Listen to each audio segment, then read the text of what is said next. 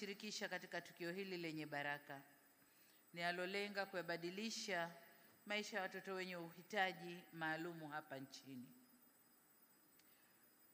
Lakini leo pia nimshukuru Mungu kwamba ni siku njema, ni siku ya baraka. Ni siku ambayo Mungu ameibariki na mvua, na wote tunajua mvua ni baraka. Kwa hiyo, na ndio maana shughuli yetu imekwenda vizuri sana hapa. Kwa viongozi na wageni wenzangu hualikwa, nashukuru pia kwa kutambua umuhimu wa tukio hili na kuungana nasi katika harambee hii. Asanteni sana.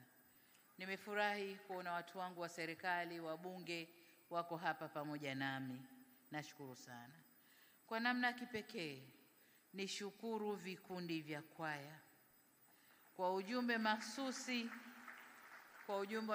wa shughuli yetu ya leo. Lakini washukuru walimu pia wa kile kituo kuwafundisha watoto wale na wakaweza kuimba bila kukosea. Na washukuru na kuwapongeza sana. Mhashamu Baba Askofu, ninatambua kuwa mbali na kuihubiri Injili ya Bwana au Bwana Yesu Kristo, kanisa la KKKT limekuwa na dhima kubwa katika kutoa huduma za jamii, hususan afya na elimu. Na katika hili, kanisa limechangia sana kwenye jitihada za serikali za kuboresha maisha ya watu wetu. Shughuli ya leo ni kielelezo kingine muhimu cha nafasi ya kanisa katika kuyagusa maisha ya watoto wenye mahitaji maalum. Kwa kweli, hili ni jambo lenye baraka kubwa, na hii ndio maana ya pendo la Kristo. Na kama anavyoandika Mtume Paulo kwa Wagalatia sura ya 6 mstari wa 9 hadi wa 10, na hapa na nukuu, na nimeona nukuu hii iko kwenye kuta maeneo mbalimbali. Inasema tena, tusichoke katika kutenda mema, maana tutavuna kwa wakati wake, tusipozimia roho. Kwa hiyo kadri tupatavyo nafasi ya kuwatendea watu wote wema, na hasa jamaa ya waaminio. Mwisho wa kunukuu. Ndio maana Baba Askofu uliponijulisha kuhusu shughuli hii, pamoja na ratiba yangu kuwa ngumu sana, nikasema sina budi kuja mwenyewe ili nishiriki baraka hizi.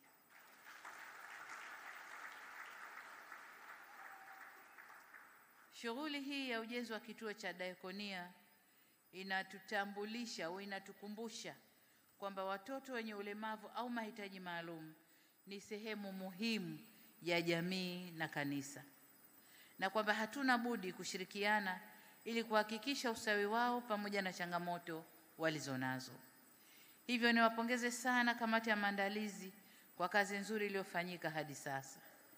Niseme kuwa binafsi nimeguswa sana na nia na malengo ya kanisa katika jambo hili, kwa kuwa pia ni moja ya masuala ambayo serikali ninayoiongoza imeendelea kuyapa kipaumbele cha kipekee.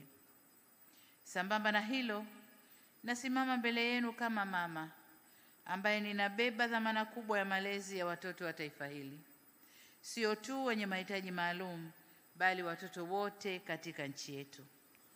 Nimekuwa nikifuatilia kipindi maarufu cha TBC kinachoitwa Wape Nafasi, na taswira ninayoisoma kwenye kipindi kile ni kwamba mtoto akiwa hana changamoto anakuwa ni wa baba na wa mama, wote wazazi wawili wanakuwa ni mtoto wao.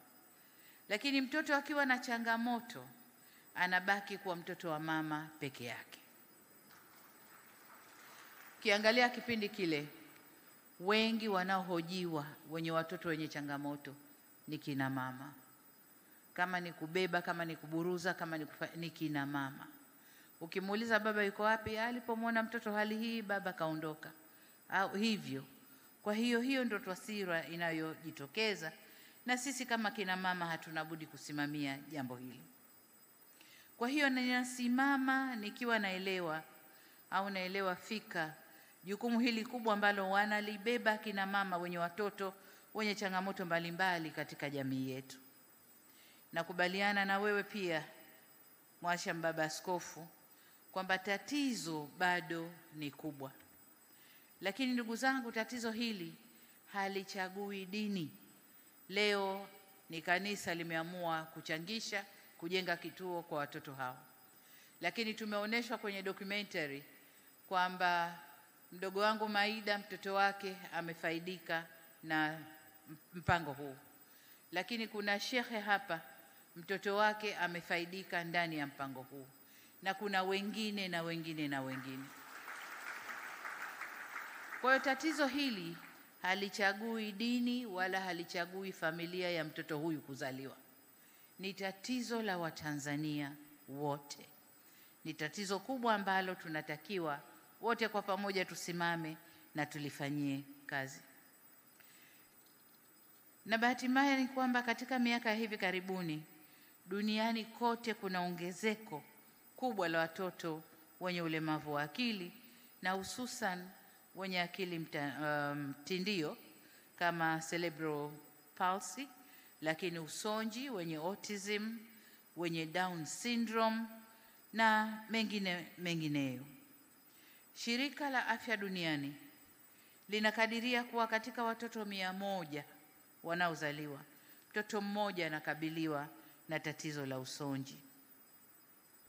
Sasa takwimu hizi ni za kidunia, lakini tumemsikia katibu mkuu wa Dayosisi ya Mashariki na Pwani ametaja takwimu ndogo ambazo wao wanashughulikia hili tatizo, takwimu ndogo zilizo nazo kanisa.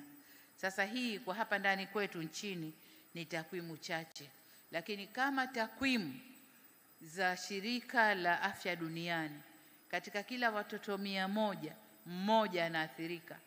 Kichukulia population ya Tanzania, idadi ya watu wa Tanzania, hatukosi watoto kama 60,000 au idadi hiyo wenye tatizo la aina hii. Kwa ni lazima jamii kama jamii tusimame tushughulikie tatizo hili. Takwimu hizi zinatukumbusha kuhusu ukubwa wa changamoto hii na haja ya kuweka afua za kutengeneza mifumo stahiki itakayoboresha makuzi, malezi na elimu ya watoto hawa. Ingawa wengine wanaweza kujitegemea kwa kiwango fulani, kama tulivyomwona Ibrahim, amepelekwa amesoma, sasa ni kapenta, anajitegemea kwa kiwango fulani. Lakini wengi wao ni wenye mahitaji maalum. Hivyo niwapongeze kanisa, sio tu kwa jitihada mnazofanya kupitia vituo viwili mnavyoviendesha, bali pia kwa kusaidia kuongeza uelewa wa jamii kuhusu changamoto hii na umuhimu wa sote kushiriki katika kukabiliana nayo. Asanteni sana Baba Askofu. Mhashamu Baba Askofu, wageni waalikwa, mabibi na mabwana, serikali kwa muda mrefu imekuwa ikifanya kazi kwa karibu na taasisi mbalimbali zikiwemo taasisi za kidini katika kujenga mazingira shirikishi ya malezi na elimu ya watoto wenye mahitaji maalum. Kufikia mwaka 2024, watoto wapatao 1416 wamesajiliwa katika shule 18 hapa nchini. Vile vile tumeendeleza na kupanua mafunzo ya ualimu kwa ajili ya watoto wenye mahitaji maalum kwa ngazi za stashahada na shahada. Aidha, serikali imeweka utaratibu wa kuhakikisha uwepo wa wataalamu wa kutosha kwa ajili ya viungo, physiotherapists, lakini pia wataalamu wa kutosha kwa ajili ya tiba kwa vitendo, occupational therapist, na wale wa lugha wa kusaidia matamshi au speech therapist, pamoja na watoa tiba ya afya kisaikolojia na wengineo wanaohudumia watoto wa aina hii. Tunafanya hivi kwa sababu watoto wenye mahitaji maalum, hususan wale walioathirika na usonji, hukutana na vikwazo vingi vikiwemo vya mawasiliano, kutoweza kuongea, kutokukubaliwa mashuleni na kwenye jamii, kutengwa na watoto wenzao na kushindwa kuchanganyika. kufichwa majumbani